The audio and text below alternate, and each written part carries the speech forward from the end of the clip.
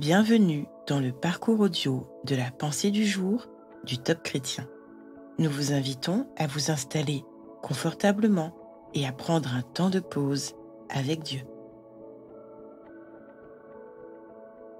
Ma force est dans la joie de Dieu, par Élisabeth Dugas. Ne vous affligez donc pas, car la joie de l'Éternel est votre force. Néhémie 8, verset 10. Cette nuit, je me suis réveillée avec ce vieux cantique. Ma force est dans la joie de Dieu. Il s'est avéré et demeure tellement vrai dans ma vie.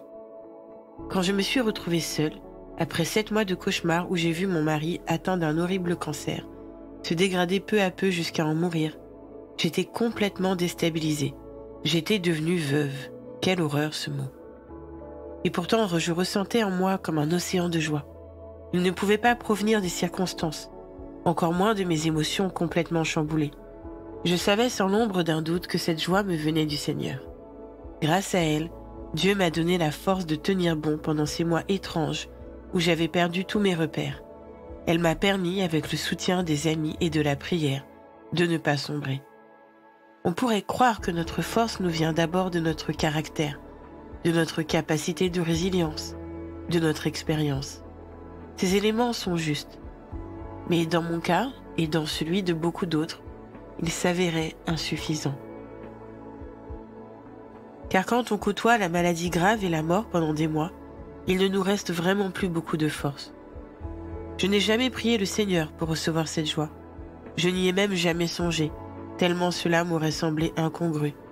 Je l'ai reçue comme un cadeau de vie, comme une aube nouvelle après une nuit interminable, comme un baume d'amour sur mon cœur déchiré. Elle m'a permis de tenir sans m'écrouler, de faire seule toutes les démarches administratives et de soutenir toute ma famille en souffrance. Alors oui, je peux en témoigner. Ma force a été et elle demeure dans la joie reçue de mon Dieu. À lui soit toute la gloire. Avez-vous l'impression que la joie a définitivement quitté votre vie? Prenez le temps d'écouter ce que Dieu veut vous dire à ce sujet.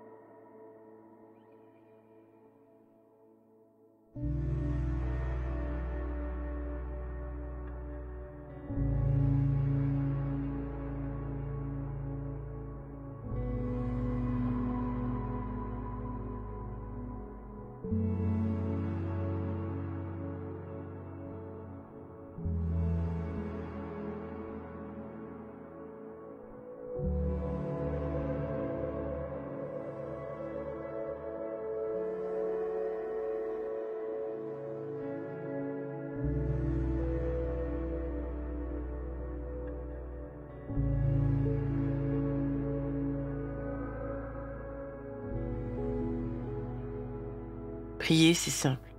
Dieu vous aime et il peut tout entendre. Vous pouvez oser lui dire « Seigneur, ne m'en veux pas ». Mais j'avais l'impression que plus jamais je ne ressentirais cette joie qui défie toutes les circonstances, même les pires. Aujourd'hui, je t'accueille de manière nouvelle et je veux vraiment recevoir de nouveau ta joie qui illumine ma vie. Amen.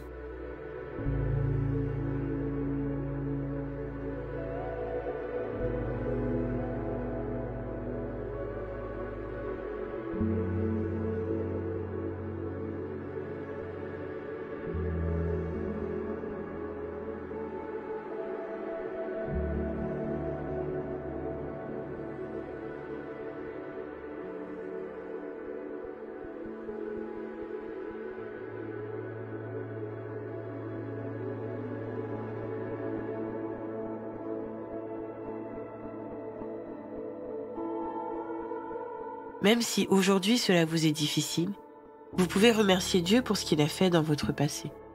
Louez-le aussi à l'avance, car il va continuer d'agir dans votre vie. Il va vous renouveler et vous redonner cette joie que vous aviez perdue au milieu de vos souffrances et de vos difficultés.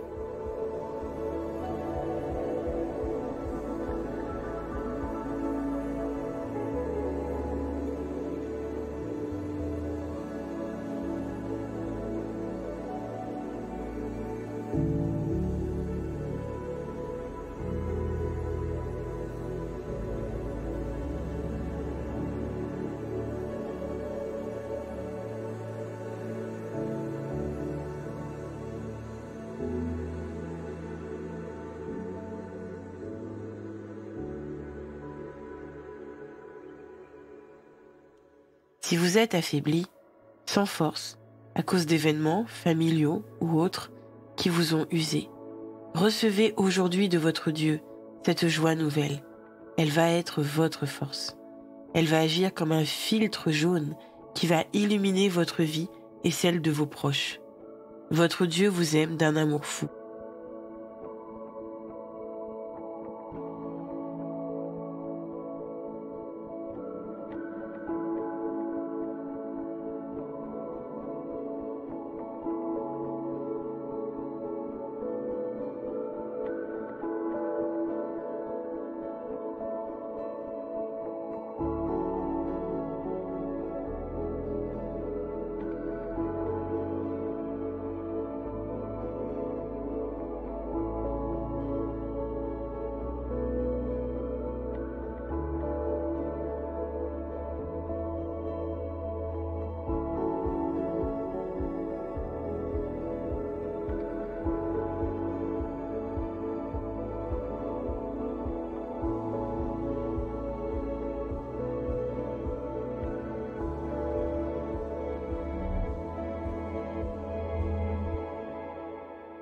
Notre parcours du jour se termine.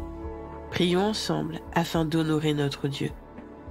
Merci Seigneur pour cette joie, ta joie, qui me permet de traverser les plus sombres vallées. À toi soit le règne, la puissance et la gloire. Amen.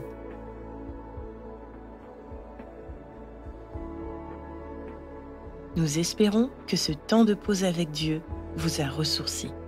Rendez-vous demain pour un temps de Séla avec la pensée du jour.